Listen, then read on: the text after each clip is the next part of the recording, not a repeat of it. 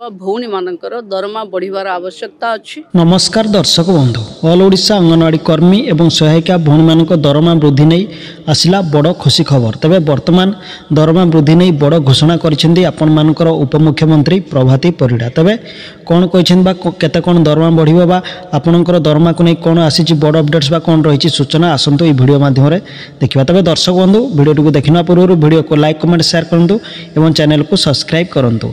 तबे दर्शक आसंतो आपण मानकर उपमुख्यमंत्री प्रभाती परिड़ा अंगनवाड़ी कर्मी को दरमा को नहीं कौन अपडेट देइछन्ते वीडियो माध्यम रे। आमे अंगनवाड़ी मानकर दरमा बढ़िबो केंद्र सरकार को पाखे आम दाबी आमे खुला खुली चिंतन शिविर रे रखिछु कि तृणमूल स्तर रे काम करुथिबा भौणी मानकर दरमा बढ़िवार आवश्यकता अछि।